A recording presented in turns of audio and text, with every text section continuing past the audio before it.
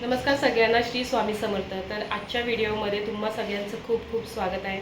मी नवीनच ब्लॉगिंगचा channel open केला आहे, तर तुम्ही जर नवीन असाल तर प्लीज सबस्क्राईब करा माझ्या चॅनलला। आज मी स्पेशल व्हिडिओ बनवणार आहे बोंबील फ्रायची। आज रविवार आहे आणि वेळात वेळ काढून मी ही रेसिपी बनवत आहे। तर तुम्हाला कशी वाटते कमेंट करून नक्की सांगा। आणि नॉर्मली आपण हे बोंबील सुके बोंबील आहे, तर नॉर्मली आपण बोंबीलचं कालवण बनवतो, सुक्या बोंबळाचं कालवण बनवतो, रस्सा बनवतो किंवा ग्रेव्हीमध्ये ते बनवतो। पण मी हे फ्राय करणार आहे, मला फ्रायवाले खूप जास्त आवडतात। चला तर आपण व्हिडिओला सुरुवात करूया। तर इथे मी बोंबील घेतलेले आहेत, हे सुके बोंबील आहेत। ओके, तर थोडे कट कट करून मी घेतलेले आहेत आणि हे 1 तास अगोदर भिजत ठेवायचे। ठीक आहे, त्याच्यामुळे ते छान असे नरम पडतात।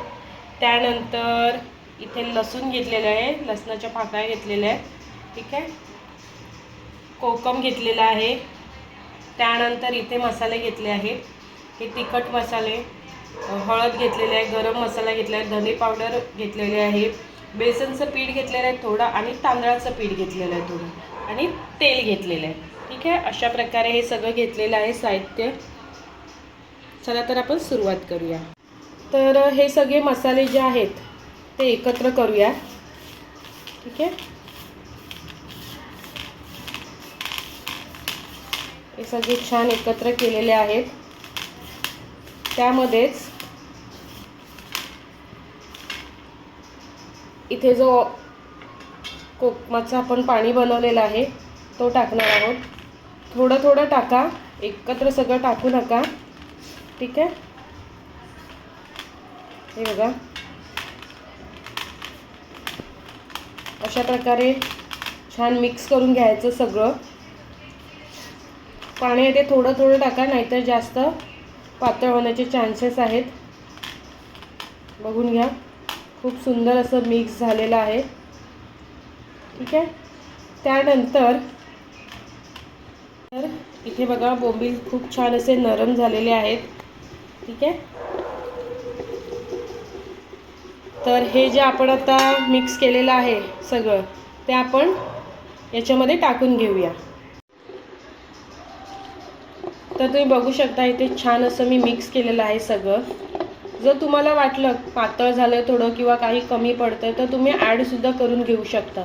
मला आता असं वाटतं की इथे थोडं आपल्याला पातळ झालेलं आहे, तर थोडं मी तांदळाचं पीठ ॲड करून घेते याच्यामध्ये। ठीक आहे, तर बघू शकता मी थोडंसं तांदळाचं पीठ ॲड केलेलं आहे, जास्त नाही।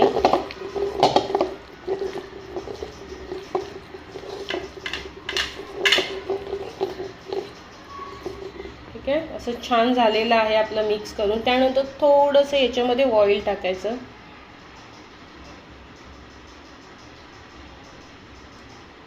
थोडंसंच टाकायचं, जास्त नाही। ते सुद्धा मिक्स करायचं आणि जे कोकम उरले ते सुद्धा मिक्स करायचे। आता आपण कोकम टाकलेले आहेत, कोकमाचं पाणी सुद्धा ॲड केलं आहे। तर मीठ आहे ते तुमच्या चवीनुसार तुम्ही घ्या। ठीक आहे, जसं तुम्हाला चव पाहिजे त्यानुसार आपण मीठ ॲड करायचं। तर इथे मी मातीचा तवा घेतलेला आहे, थोडं गरम करून घेतलेलं आहे, गरम झालं आहे ते।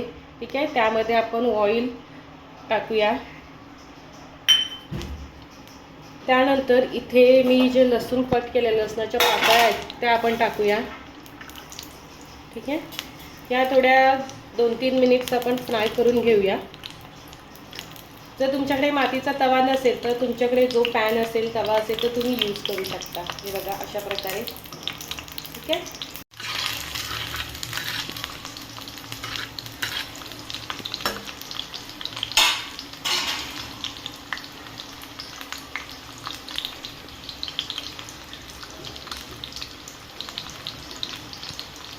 तर तुम्ही बघू शकता लसूण छान अशी लालसर झालेली आहे। तर इथे आपण आता आपले बोंबील टाकूया।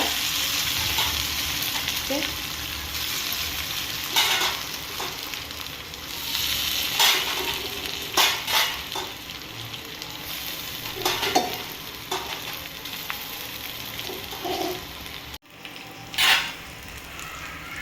इथे बघा आपण बोंबील असे टाकलेले आहेत।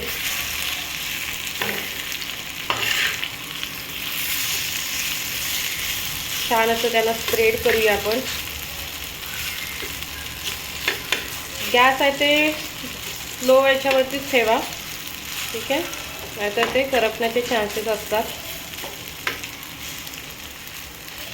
तर हे आपण 10 मिनिट ठेवूया फ्राय व्हायला. ठीक आहे. जसं ऑइल टाकूया वरून.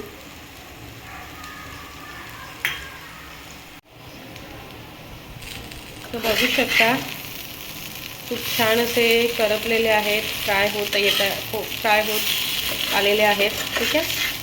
तर आपण त्याला उलटे करूया. आता मी फर्स्ट टाइम व्हिडिओ बनवते, काही चुकत असेल तर प्लीज माफ करा, समजून घ्या. मी फारसं तसं जास्त जेवण वगैरे बनवत नाही. तसं वेगवेगळ्या डिशेस मी जेवण बनवते, पण वेगवेगळ्या डिशेस मी कधी जास्त ट्राय नाही करत आहे. ठीक आहे. हे बघा, तुम्ही बघू शकता बोंबील छान असे फ्राय झालेले आहेत. ठीक आहे. वरून आपण कोथिंबीर टाकून घेऊया.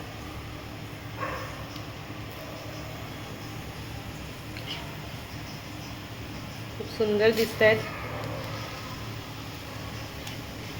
छान दिसत आहेत आणि वाससुद्धा खूप छान येतो आहे आणि पोटात भूकसुद्धा लागले. ठीक आहे. हे बघून